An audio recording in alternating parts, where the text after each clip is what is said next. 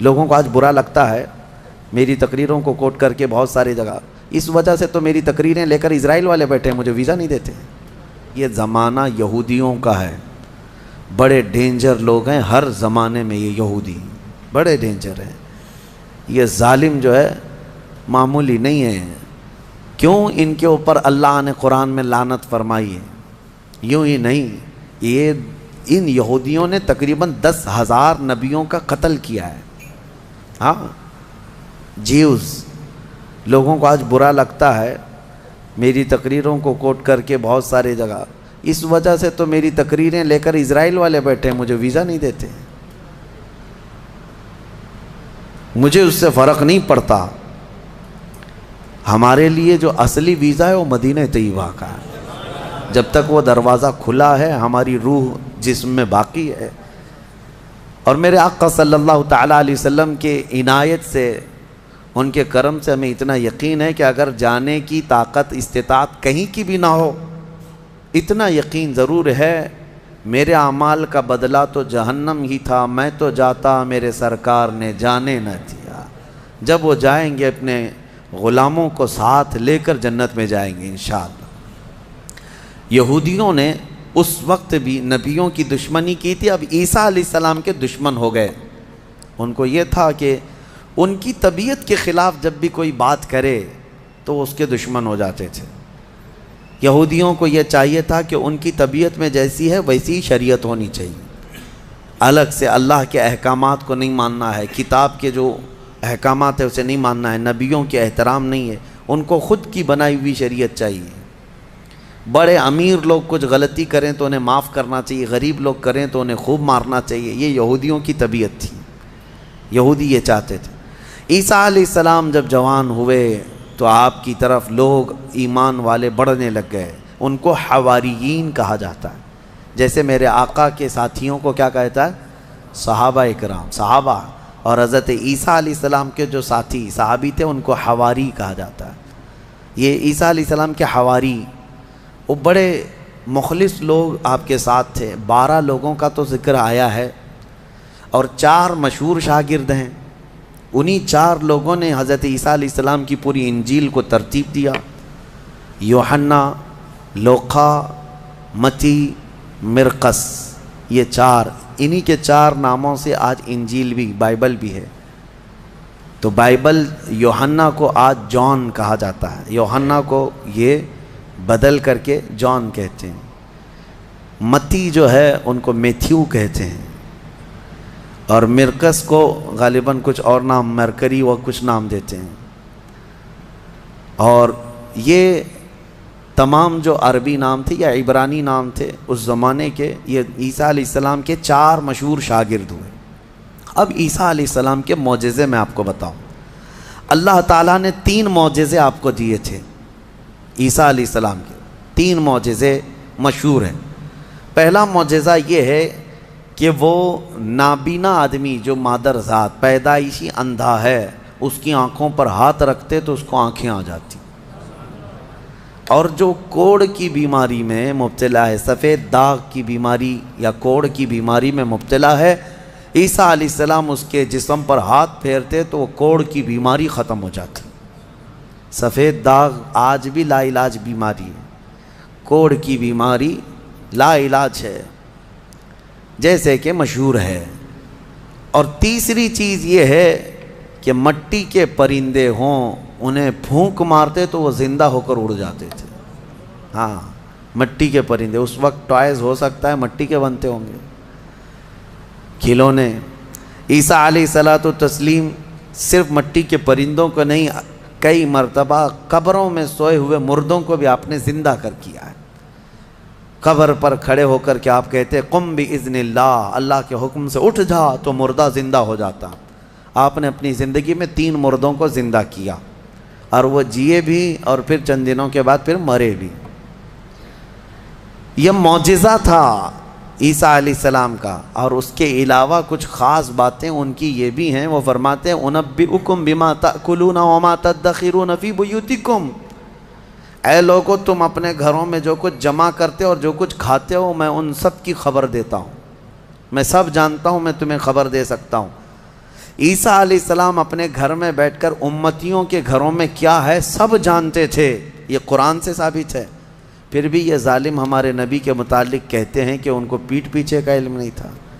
بنی اسرائیل کے نبی عیسیٰ علیہ السلام کے بارے میں یہ یقین ہے، قرآن کہہ رہا ہے وہ اپنے امتیوں کے گھروں میں موجود کھانا جمع کرنا اس کو وہ جانتے تھے، عیسیٰ علیہ السلام، اور وہ عیسیٰ جو خود میرے نبی کی امت میں آنے والے ہیں، جو اخیر زمانے میں میرے آقا کی امت میں آنے والے ہیں، وہ جب سب کے گھروں کے حالات جانتے تھے تو پھر میرے آقا صلی اللہ تعالیٰ علیہ وسلم اپنے امتیوں کے احوال سے کیسے بے خبر ہو سکتے ہیں؟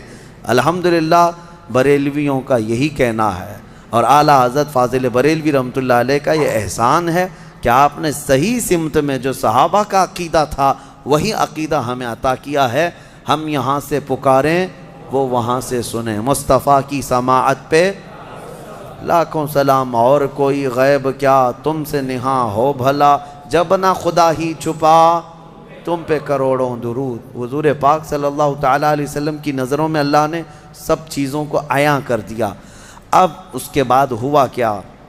یہ یہودی ظالم عیسیٰ علیہ السلام کے دشمن ہو گئے، کیونکہ آپ کا دین پھیلتا جا رہا تھا، عیسائی بڑھتے جا رہے تھے۔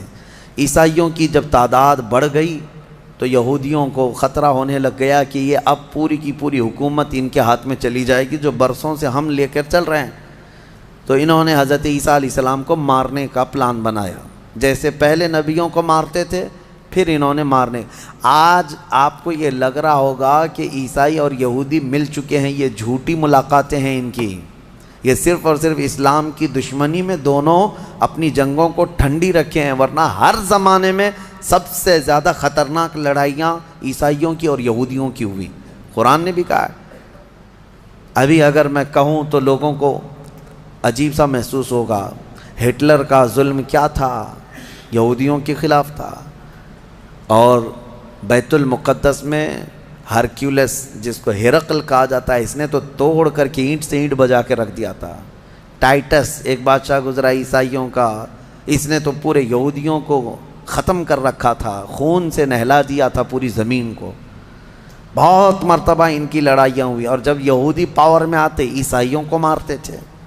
یہ جنگیں تو چلتی رہی ہیں کتنے سالوں تک۔ وجہ بھی ہے جنگوں کی کہ انہوں نے شروع کیا، یہودیوں نے عیسائیوں کو برباد کرنے کے لیے انہوں نے پہلے کیا کیا، ان میں گھس کر کے ان کے عقیدے کو چینج کیا۔ پہلے عیسائی ایمان والے تھے، عیسیٰ علیہ السلام پر ایمان رکھتے اور عیسیٰ علیہ السلام کو اللہ کا بیٹا نہیں اللہ کا رسول مانتے تھے، اللہ کے رسول ہیں وہ۔ یہودیوں نے انہیں گمراہ کیا، پادری بنا بنا کر کے انہیں میں گھسا دیا کہ وہ پادری ایسے چرچوں میں گئے جہاں جا کر کے انہوں نے بائبل کو اپنے انداز سے شرح لکھنا شروع کیا کہ اس کا مطلب یہ ہے، اس کا مطلب یہ ہے، اور پھر بعد والی جنریشن نے اس کا عقیدہ بنا لیا۔ یہ یہودی اسی طرح سے ہماری امت میں بھی گھس گھس کر کے فرقے بنائے ہیں، ان کا کام یہ ہے ہر زمانے میں۔ اور یہ میں ہوا میں نہیں بول رہا ہوں، باضابطہ انہوں نے یہ سب کام کر کے کتابیں بھی لکھی ہیں کہ ہم نے یہ کیا ہے، اعتراف کیا ہے۔ مارکیٹ میں آج کتابیں ملتی ہیں یہ جو کرتے ہیں، اور اس کے بعد اعترافی کتاب بھی لکھتے ہیں کہ ہم نے یہ کام کیے ہیں۔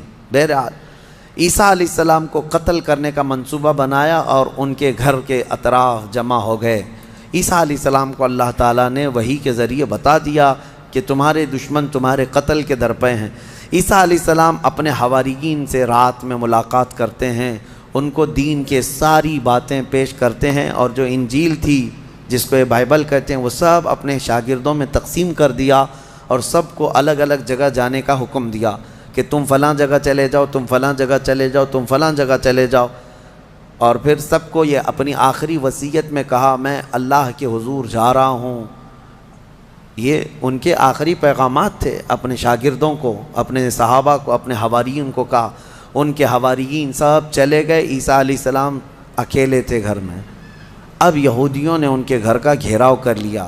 یہ قرآن سے جو بات ثابت ہے وہ میں بتا رہا ہوں، یہ آج تک عیسائیوں کو بھی ان کی کتابوں میں نہیں ملی بات، ان کو اس چیز کا علم نہیں ہے، لیکن قرآن میں ہے۔ کیونکہ عیسیٰ علیہ السلام گھر میں تھے، اس کے بعد عیسائیوں کو کہاں سے پتہ چلے گا کیا ہوا تھا؟ عیسیٰ علیہ السلام کے جو حواریین تھے وہ بھی دور چلے گئے تھے. گھر میں کیا ہوا کسی کو نہیں معلوم.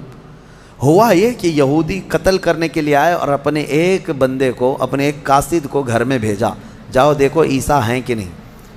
وہ اندر آیا دیکھنے کے لیے. عیسیٰ علیہ السلام تلاوت میں مشغول تھے. اسی وقت قرآن میں اللہ فرماتا ہے ہم نے عیسیٰ علیہ السلام کو اللہ نے آسمانوں پر اٹھا لیا. عیسیٰ علیہ السلام کو آسمانوں پر اٹھا لیا گیا، اور جو اندر آیا تھا اس کو عیسیٰ علیہ السلام کی شکل دے دیا اللہ نے.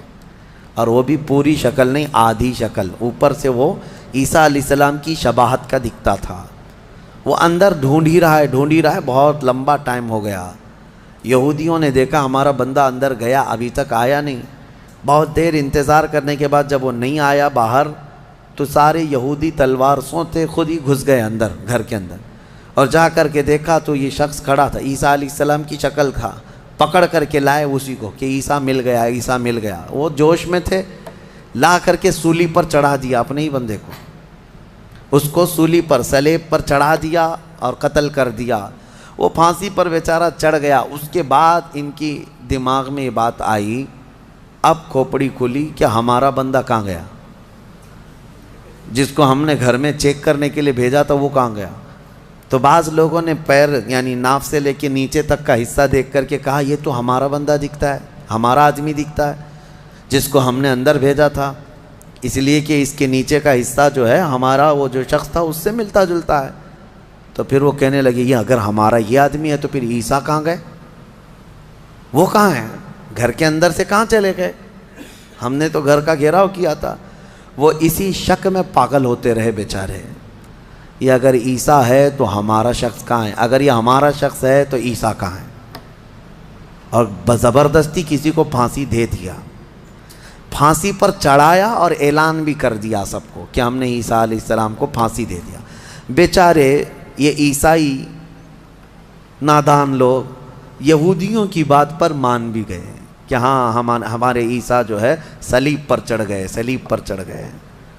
حالانکہ عیسیٰ علیہ السلام صلیب پر نہیں چڑھے. ہمارا عقیدہ یہ ہے کہ عیسیٰ علیہ السلام زندہ ہیں اور ان کو آسمانوں پر اٹھایا گیا ہے اور وہ آئیں گے واپس.